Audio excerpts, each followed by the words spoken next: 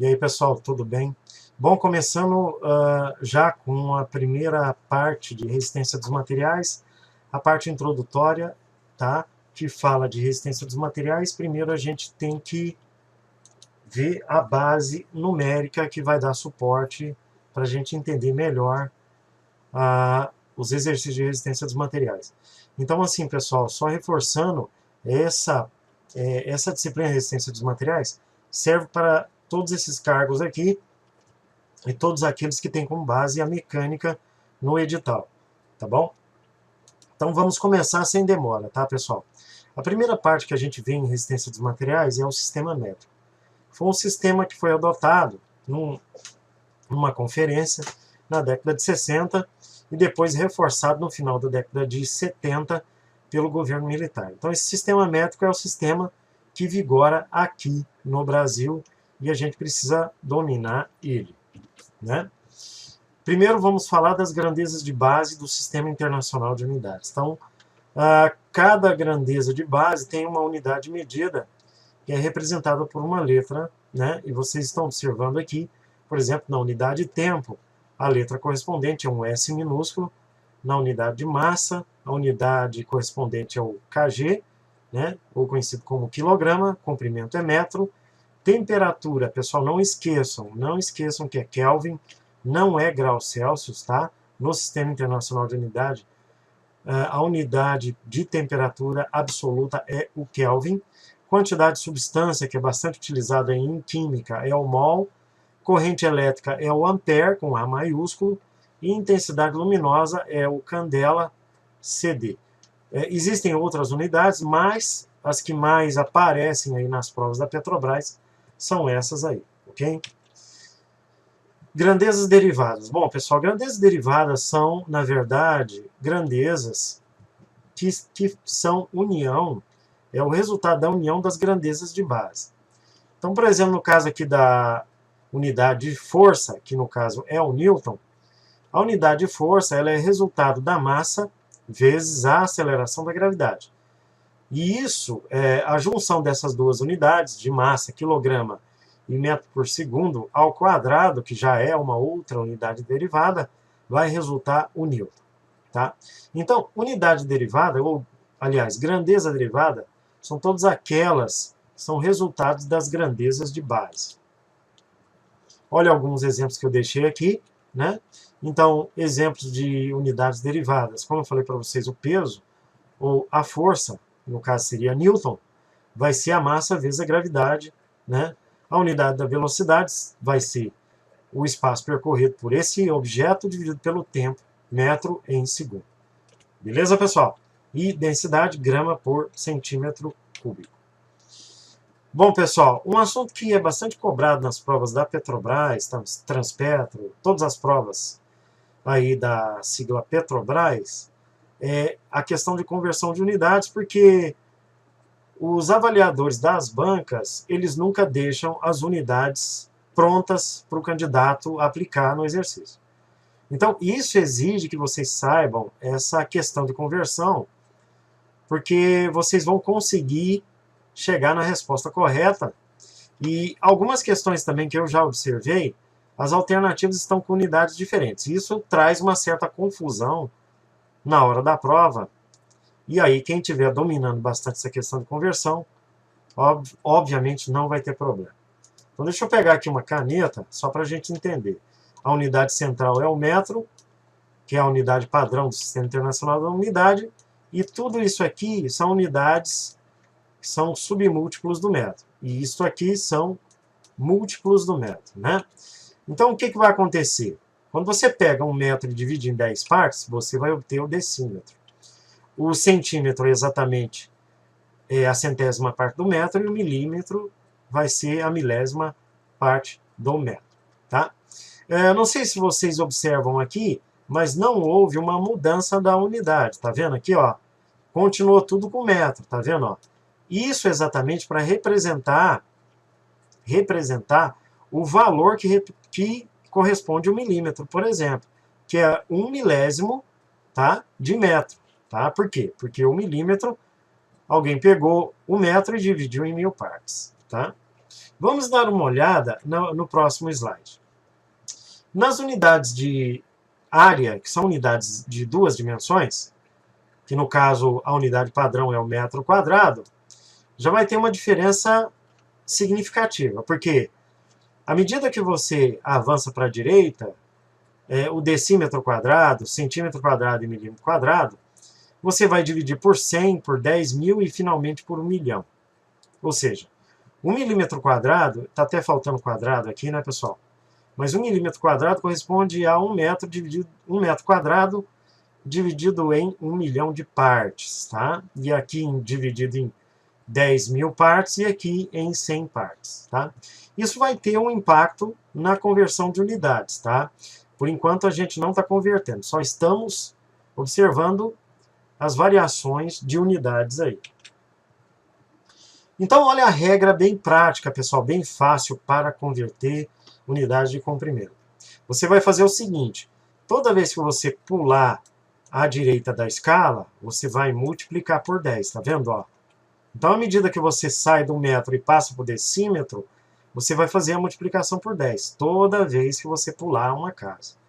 E toda vez que você for para a esquerda da escala, tá?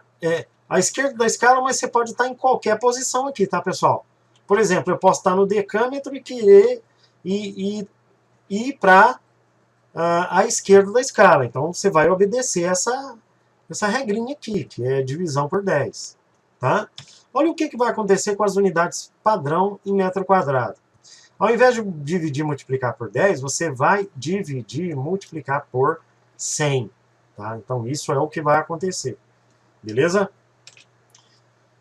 Pessoal, agora para a gente ganhar agilidade nessa questão de unidades, conversão de unidades, representação de números, né, em potência de base 10, é bastante interessante que vocês saibam, relembrem, né, essa questão de propriedade de potenciação. Então, as propriedades de potenciação são utilizadas, na maioria das vezes, para resumir potências, números de base, tendo como base o 10, que é a base que a gente utiliza bastante. Então, lembrem-se, pessoal, se você tiver duas potências de mesma base, tá vendo aqui, ó, e expoentes diferentes, você soma quando as duas potências estiverem multiplicando. Você vai subtrair os expoentes quando as potências estiverem dividindo. Tá? Já vou mostrar alguns exemplos ali. Toda vez que você enxergar uma potência de base e expoente zero, ela vai ser sempre igual a 1. E o que vai acontecer quando você tem um expoente negativo? Vai acontecer o seguinte, você vai colocar 1 no numerador e essa potência, tá? Você vai colocar no denominador, tá? Gente, uma coisa que muitos professores não falam, não comentam. Você pode sair tanto daqui para cá e sair daqui para cá também, ok? Então a operação ela pode ser feita em duas vias, ok? Essa permissão da operação ser feita em duas vias vai ajudar bastante para resumir unidades no Sistema Internacional de Unidades. Vocês vão ver, tá? Ok? Da mesma forma, aqui também. Como todo número elevado a zero é igual a 1, eu também posso falar que uma potência qualquer elevada a zero vai ser sempre igual a 1. Ou também posso falar que o 1 é igual a uma potência elevada a zero. Tá? Isso tem que ficar bem claro, pessoal. Por quê? Porque em algumas situações você vai utilizar essa artimanha aí. Olha os exemplos que eu deixei. Tá vendo? Ó, potência de mesma base, soma-se os expoentes, né? Olha aqui o que eu fiz. Desmembrei o número 1000 e desmembrei ele em 3 parcelas de 10, multiplicando. E aí eu cheguei à conclusão que seria 10 elevado ao cubo. Olha outro exemplo aqui que eu coloquei. 10 vezes 10 elevado à quarta. Isso é a mesma coisa que 4 vezes 10, 4 vezes. E isso pode resultar na multiplicação total de 40.000. Então, é mais comum eu sair daqui e vir para cá, tá, pessoal? Ok? Pegar um número e representar ele como uma potência de base 10. Olha aqui uma outra situação, ó. Eu tinha uma fração decimal, tá? 1 décimo, e aí eu coloquei esse número embaixo e elevei o expoente. Quando não tem nada aqui, o expoente é igual a 1, né, pessoal? Então, quando você aplica a propriedade de potenciação, então esse expoente ele fica negativo porque ele estava positivo embaixo, tá? Olha outro exemplo aqui, ó, eu peguei essa fração toda, tá? Dividi ela por 100, aí o que que aconteceu? A vírgula afastou para a direita 2 casas, e aí eu representei esse 10, esse 100, por 10 vezes 10, que é a mesma coisa que 10 ao quadrado, e esse 10 ao quadrado subiu para o numerador e ficou com o expoente negativo. Ok, pessoal? Beleza. Olha a regra básica aí, e bem fácil, que eu criei para que vocês memorizem essa questão de movimentação da vírgula e representação de potências de base 10. Toda vez que a vírgula for para a direita, memorizem, pessoal, toda vez que a vírgula for para a direita, o expoente vai ficar negativo. Tá? Então, olha aqui que interessante. Eu peguei a vírgula que estava aqui e coloquei ela lá depois, ó, tá vendo? Ó, entre o 1 e o 5, tá vendo? Ó?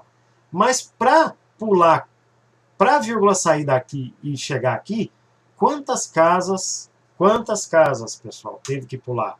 4 casas.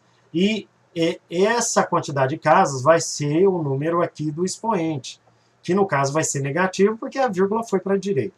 Beleza? Então aqui, ó, expoente negativo, a vírgula vai para a direita. Coloca numa potência de base 10. Expoente positivo, afaste a vírgula para a esquerda. Vamos ver o que vai acontecer aqui, ó. Tá vendo? Ó?